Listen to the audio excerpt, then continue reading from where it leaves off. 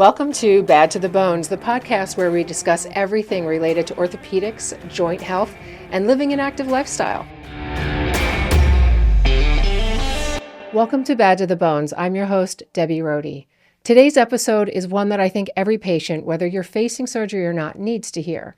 When it comes to the orthopedic procedures, most people focus on the surgeon, the procedure, and the recovery timeline. But what often gets overlooked is this. Your outcome is largely determined by the health of your body before you get into the operating room. Joining me today is Dr. Adam Zucconi, Medical Director of Occupational Medicine. He's double board certified in sports medicine and family medicine. Welcome to the show, Dr. Zucconi. It's good to be back. Yeah, we're happy to have you back again. And today's a pretty good topic. When most patients are starting the road to surgery, there's a lot of things that they should think about. So from your perspective, how much of the patient's outcome is actually determined before surgery? For elective surgeries where it's not an emergency or an urgency matter, their preoperative conditioning, health status, chronic disease management can be very important in the outcome of a surgical procedure. Frequently, people may have neglected certain things because of pain. They go in, they're evaluated, they are signed up for a surgical procedure. Yeah. That procedure may be booked 2-3 months out from the date of their initial consultation and whatnot. And some of those things go unchecked and they can have a massive effect on the outcome. Whether it be a chronic health condition, whether it be a stiffness, a restriction to the joint, whether it be other health metrics, cardiopulmonary fitness, will they have enough sustainability to perform the rehab post-operatively? Should we be more aggressive on the preoperative or prehab, if you will, of those conditions? So it can be very important. And so you see patients at all stages of their health journey. So what are some of the big differences that you notice with patients who recover well versus some patients that are more likely going to struggle? I'd say from the average patient, let's take a shoulder, for example. If a patient comes in with shoulder pain, rotator cuff tear, any number of issues regarding the shoulder, a stiff shoulder is never a good shoulder to operate on, almost regardless of what's wrong with it. Yeah. Outside of fracture care to a certain extent. So when you're dealing with like a rotator cuff tear patient and they have not moved their shoulder much, or an urgent care ER put them in a sling acutely and maybe they developed a tremendous amount of stiffness, operating on a stiff shoulder is a bad idea. So regardless of the surgical procedure, you're usually going to want to reestablish as much motion as possible. Yeah. Which may be painful in therapy. It may be a slow stepwise progression. But really allowing a shoulder to regain the motion. Active range of motion is them moving the shoulder themselves. Passive range of motion is the therapist, us, the doctors, our staff, us moving the shoulder.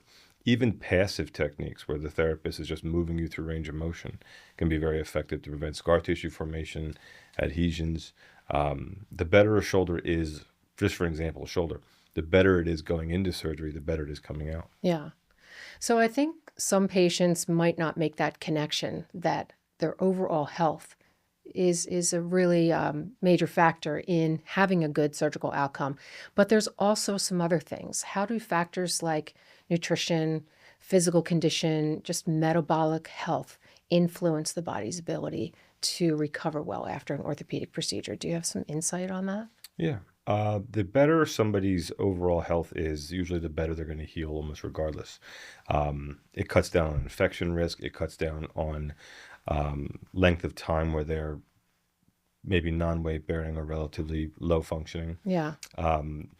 Metabolic health, going into certain surgeries, getting, if you have a lengthy time between your consultations and your surgical date, if it's something like a replacement of a joint, even trying to get off that 10% of the body weight if they fall into a category of obesity, this and that, getting 10% off, like that number is almost magical. Yeah. 10% of their body weight off has tremendous influences on their laboratory data, their insulin resistance, their ability to heal, less infection, less postoperative pain. All of those things are clearly demonstrated to be very beneficial.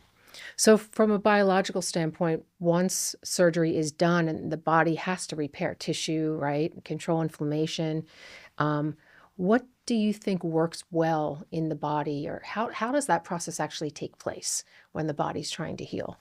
That people need to know how all of this plays into. So on a cellular level, like the physiology of healing. So if you're repairing if your surgery or your procedure is going to be a repair of a tissue, whether it be, I'll just use the shoulder as an example.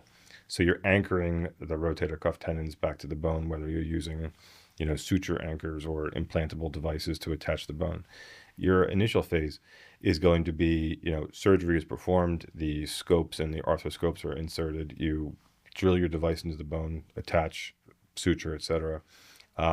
That tissue is not healed. It is simply anchored. Then there is a cellular mechanics of recruiting of platelets, inflammatory mediators, etc., which then kind of go to the area, creates swelling, creates pain, creates frequently bruising. All of that is targeted to the tissues. Over time, that becomes to either integrate into the bone, either with the devices or through scar tissue formation and laying down like fibroblastic tissue, we call it, which is a fancy term for scar tissue. Okay. Scar tissue can be functional. It doesn't necessarily mean it's a bad thing. Scar tissue can be a very functional unit.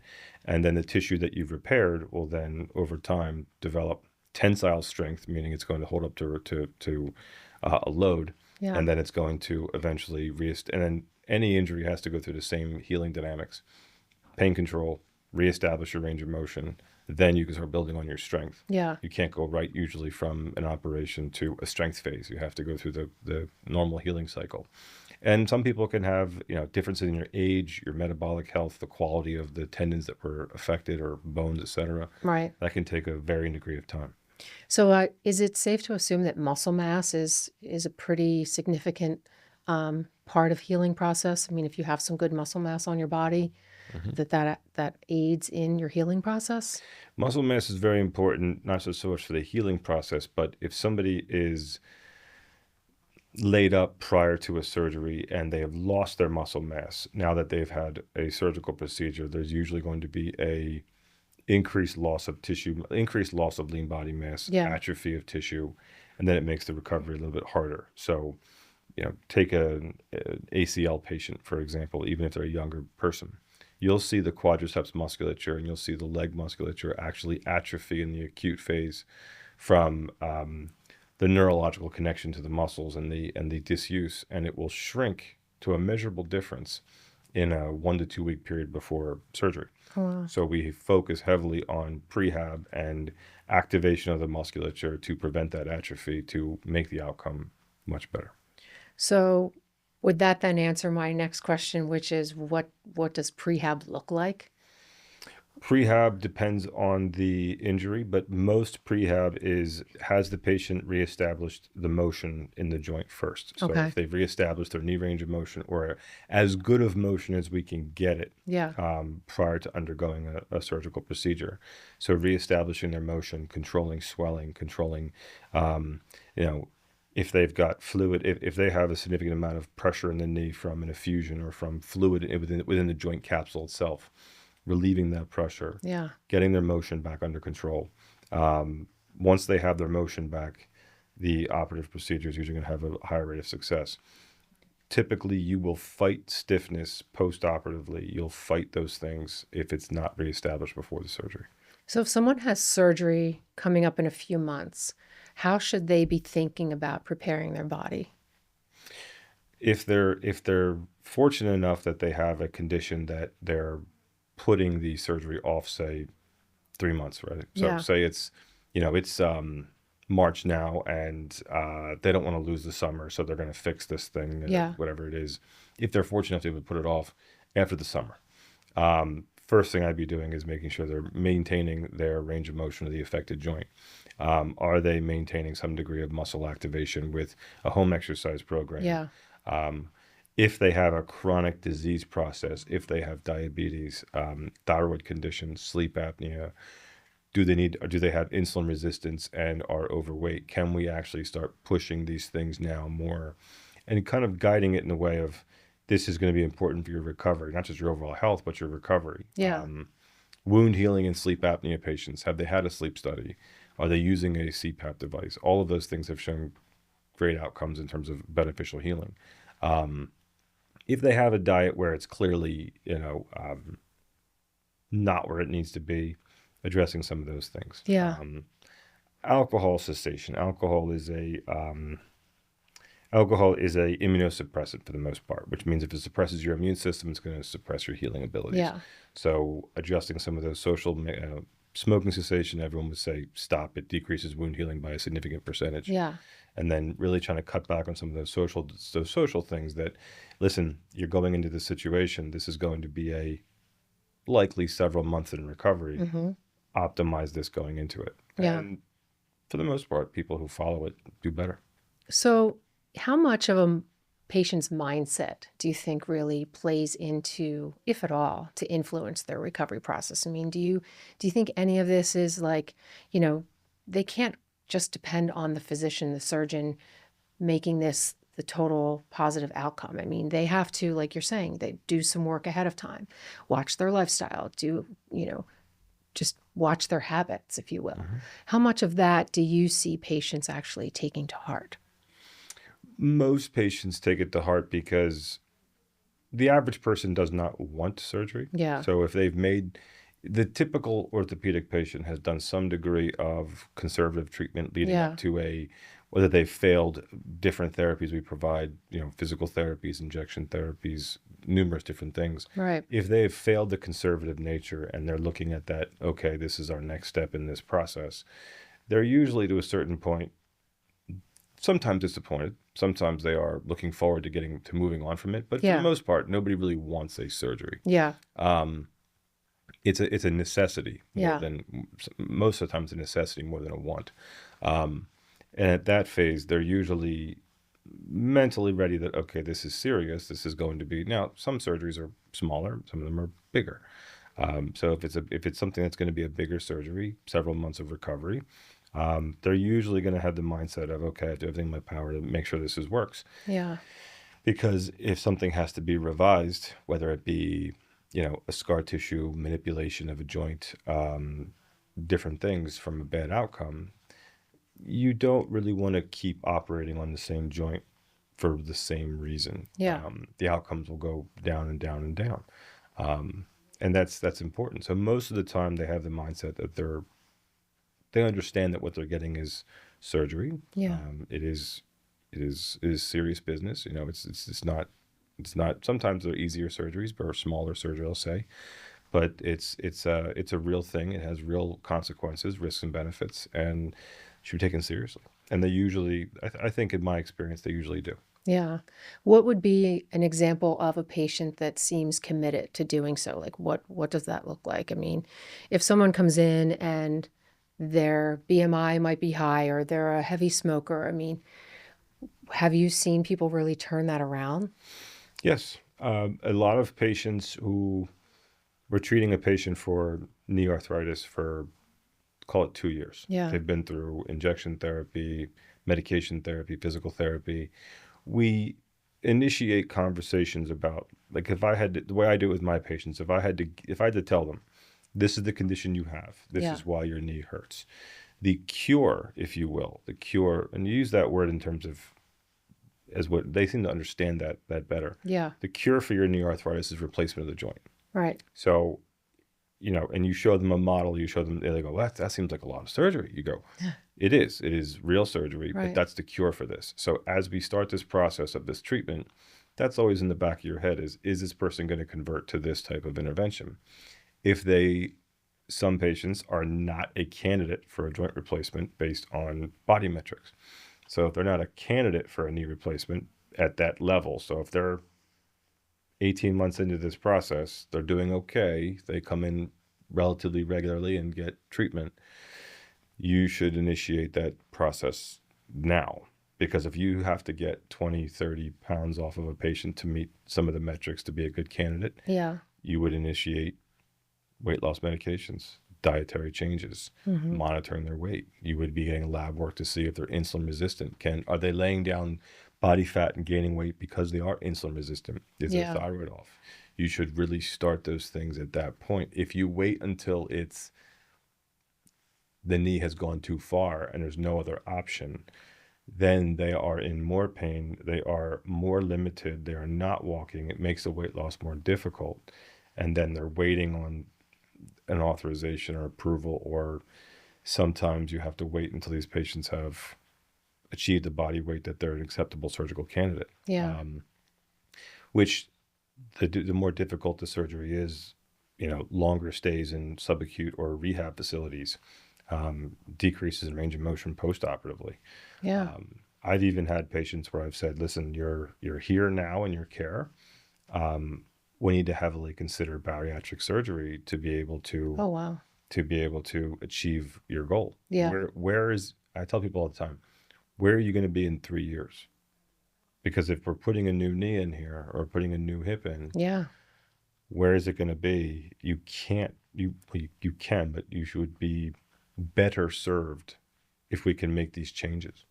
Sometimes you discuss it as, I have different metrics in my office, sandbags for physicals for firefighters and police, and you hand them a 35-pound book bag and you say, this is what you're putting on your knees every day. So That's pretty if intense. we lose Yeah. this much weight, Yeah. this will be the difference.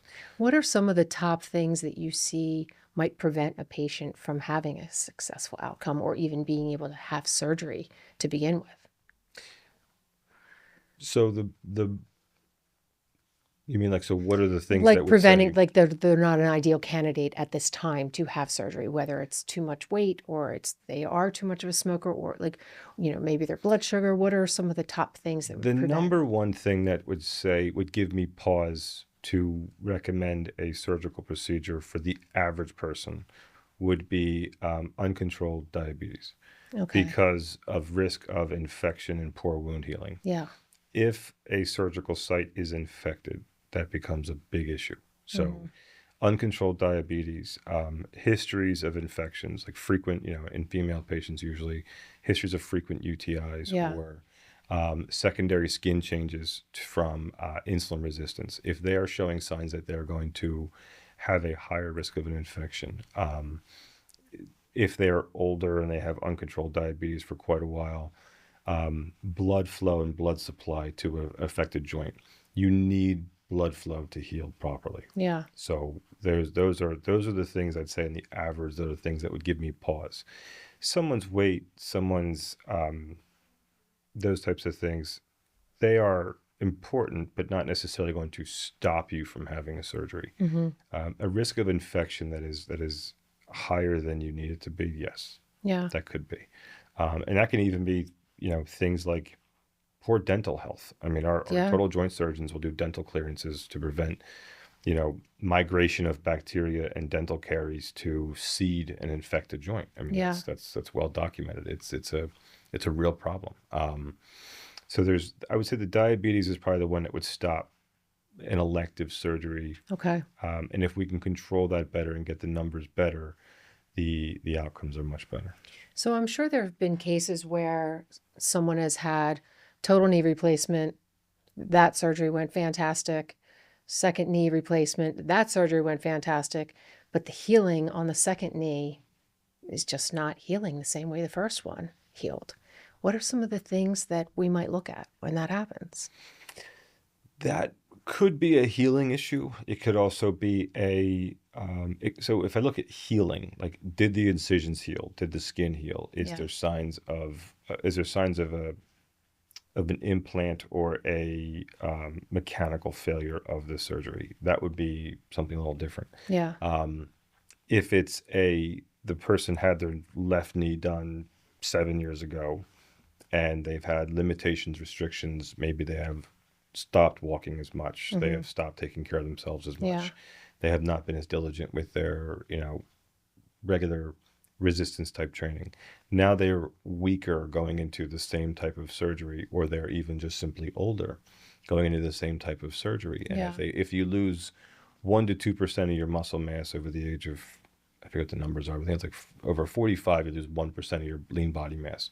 So if when you're in your mid 70s, for example, you may have lost 6-7% of your lean body mass in between those two surgeries, you might not have enough actual strength and stability to actually maneuver that replacement. So now Yeah. you have to build that back.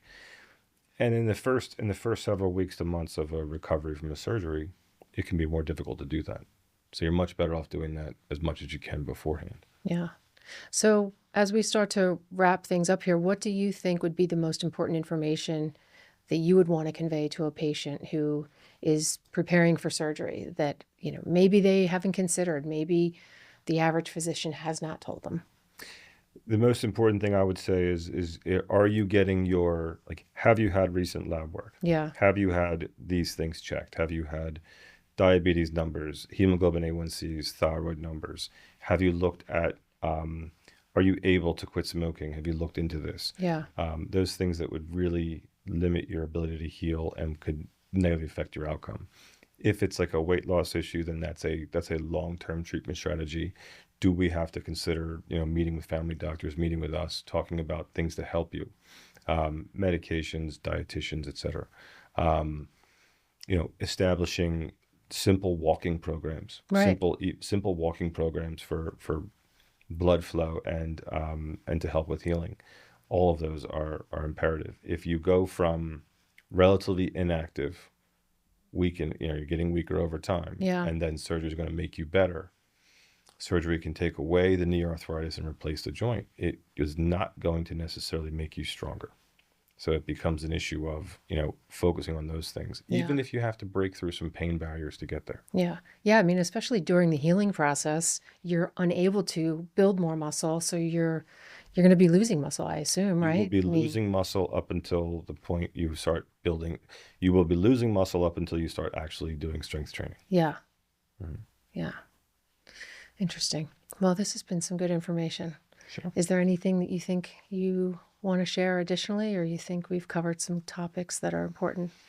I think we've covered most of the topics. It would be nice if people would have, whether they're family doctors or us or whoever, if they would do preoperative evaluations to see what can be done to maximize their outcome. Yeah. It is the ones that I do are mostly going to be done in the medical clearance world, where it's surgery is upcoming. It's nice if I have to give the recommendation to hold off or cancel a surgery, we do that based on metrics and based on laboratory data. Some patients are okay with that and they understand it. Some patients are disappointed they're not getting their surgery done. Yeah. The cardiac, big things in orthopedics is things like, do I have to see my cardiologist for cardiac clearance? That falls into the severity of the surgery. Do they have a history of cardiac disease? Do they have a history of decreased metabolic activity in terms of can they walk up a flight of steps without chest pain or shortness of breath? Right. If they have those types of things and they have those types of warning signs, then preoperative cardiac clearance and advanced testing, because you may undergo a cardiac procedure because the risk of surgery and the stress on the body can induce heart problems. Oh gosh. So those are things that we would do. That's what I do a lot in the office is risk stratification, and do they require a stress test, a cardiac clearance, a cardiac calcium test?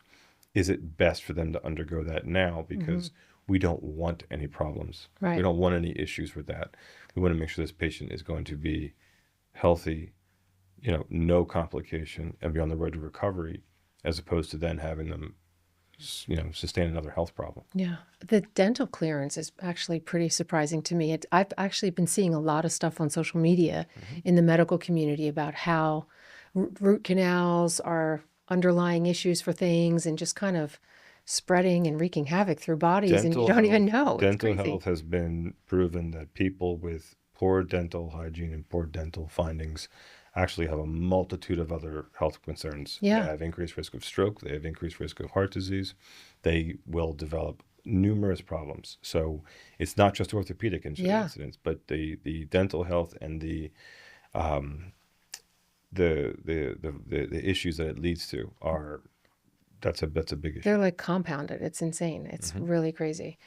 Well, thank you so much for sharing your insight today on this topic. It's definitely been informative. And for our listeners, if you're preparing for surgery or you're, thinking about it down the road, have a loved one, please make sure that you follow some of this advice. It's definitely, it all starts before the surgery recovery. If you need extra care, you can call or text us at 856-690-1616 or visit us online at poasnj.com. Until next time, stay active and keep those bones strong.